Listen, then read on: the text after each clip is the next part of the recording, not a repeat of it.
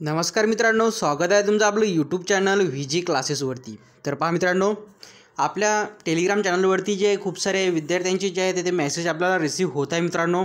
आणि त्यापैकी बरेच जण जे आहेत त्यांनी वेगवेगळ्या विभागामध्ये जे आहे सरळ सेवा भरती तिथे दिलेली आहे।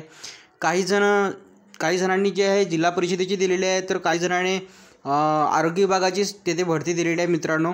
तर बघा, सर्वांचे प्रश्न असे कॉमन आहेत मित्रांनो की बघा, येणाऱ्या काळामध्ये जे आहे निवडणुका तिथे सुरू होत आहे, हे सर्वांना माहिती आहे। आणि निवडणुकीच्या वेळेस जे आहे मित्रांनो तिथे आचारसंहिता तिथे लागणार आहे। आता त्यांचे प्रश्न असे आहेत की नेमकं त्या आचारसंहितेचा या भरतीवरती नेमका काय परिणाम होणार, असे खूप सारे विद्यार्थ्यांचे आपल्याला मेसेज बघा ते रिसीव होत आहेत।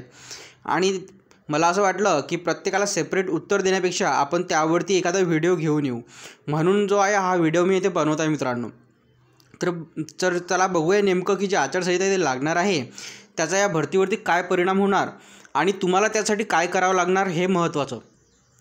तर पहा मित्रांनो, इथे जे आहे राज्य निवडणूक आयोग महाराष्ट्र यांच्यातर्फे बघा एक सूचना आहे मित्रांनो। यामध्ये तुम्ही इथे बघू शकता की बघा, आचारसंहितेच्या कालावधीमध्ये बघा या सूचनेमध्ये यांनी दिलेलं आहे, नेमणुका भरती करण्याच्या दृष्टीने जाहिराती देणे व मुलाखती घेणे व प्रत्यक्ष नियुक्त्या करण्याबाबत जे आहे बघा महत्त्वाचं वक्तव्य हे बघा यांनी सूचना इथे दिलेली आहे। तर याबद्दल बघा यांनी म्हटलेलं आहे की आचारसंहितेच्या कालावधीमध्ये शासन सेवेत तसेच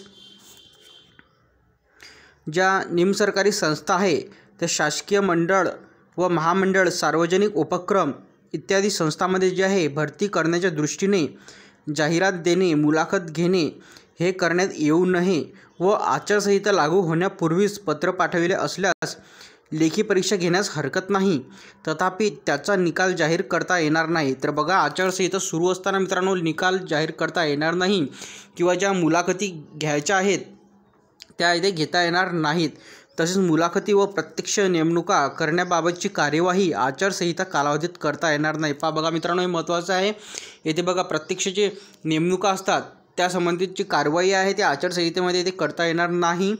परंतु इथे बघा, महाराष्ट्र लोकसेवा आयोगामार्फत करण्यात येणाऱ्या सेवा भरतीसाठी जर संघ लोकसेवा आयोगाच्या UPSC धर्तीवर जे आहे अगोदरच वेळापत्रक इथे जाहीर केलेले असल्यास ही अट तिथे लागू होणार नाही। तर बघा, MPSC आणि UPSC मार्फत जे मित्रांनो अगोदरच जे वेळापत्रक तिथे जाहीर करण्यात येते, म्हणजे त्यांचं वेळापत्रक जे आचारसंहितेला धरून जाहीर करतात मित्रांनो, म्हणून जे आहे त्यामध्ये यांचा काही येते म्हणजे भाग एक येणार नाही।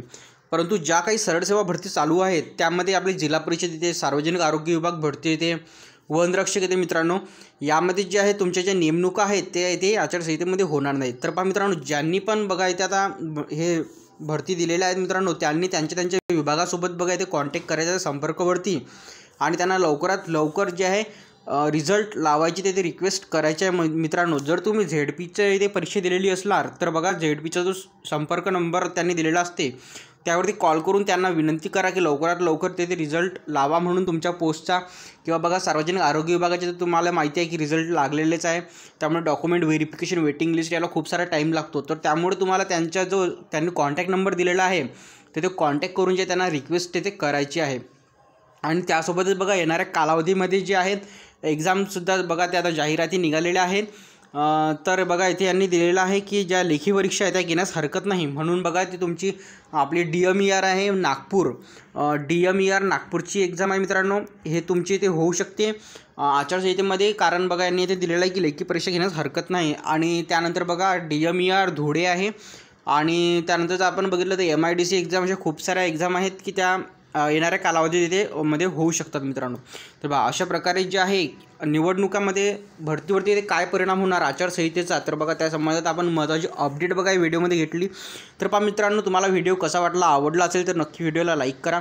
आपण अशाच प्रकारचे व्हिडिओ आपल्या चॅनलवरती घेऊन येत असतो। तर बघा, आतापर्यंत जर तुम्ही आपलं टेलिग्राम चॅनल जॉईन केलं नसेल तर ते जॉईन करून घ्या। आपण आपल्या टेलिग्राम चॅनलवरती जे सरळ सेवा भरती संबंधात महत्त्वाचे अपडेट असतात ते देत असतो। तर पहा, व्हिडिओ थांबूया, येथेच भेटूया पुढच्या व्हिडिओमध्ये लवकरच असाच एक नवीन व्हिडिओ घेऊन। धन्यवाद।